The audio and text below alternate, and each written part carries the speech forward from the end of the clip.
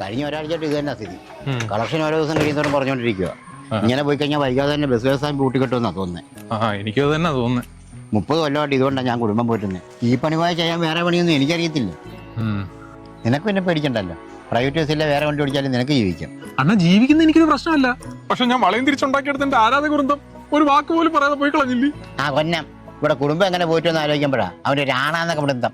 അണ്ണനെങ്ങനെ പറയാം? എന്റെ പാറുവിനെ അച്ഛനും ഗായത്രിയൊക്കെ എനിക്ക് വല്ലാതെ മിസ് ചെയ്യുന്നുണ്ട്. എന്റെ പ്രിയമോളെ കണ്ട കാലം മറന്നു ഞാൻ.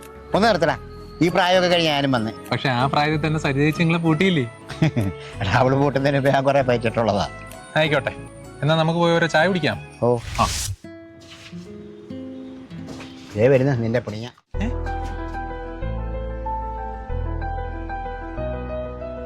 പ്രിയേ,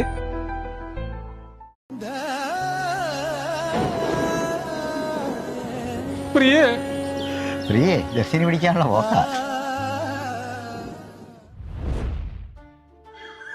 സുമേ, നമ്മുടെ വണ്ടി ഇപ്പൊ എടുക്കും. വാ കയറിക്കും. ഓ ഇല്ല ഏട്ടാ, ഞാൻ അടുത്ത ഓർഡിനറിക്ക് പോകുന്നുള്ളൂ. എന്തിനാ ഇവിടെ തിങ്ങി ഇരിക്കി പോന്നേ? നമ്മുടെ വണ്ടിയിലാണ് ഫുട്ബോൾ കളിക്കാനുള്ള സ്ഥലമുണ്ട്, നല്ല പാട്ടും കേട്ടുപോകും. ഓ കുഴപ്പമില്ല ഏട്ടാ. ഈ ഫ്രീ യാത്ര എല്ലാ കാലത്തും കിട്ടണമെന്നില്ല. എന്റെ മുന്നേ സന്തോഷേ, സർക്കാർ നമുക്ക് ഫ്രീ ആയിട്ടൊരു കാര്യം ചെയ്തു തരുമ്പം അത് വേണ്ടാന്ന് വെക്കുന്നത് സർക്കാരിനോട് കാണിക്കുന്ന നന്ദികേടല്ലേ?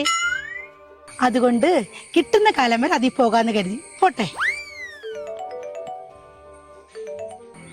പറയടി. ഞാനൊന്ന് നോക്കട്ടെ. ശരി. എന്തോ പറ്റി?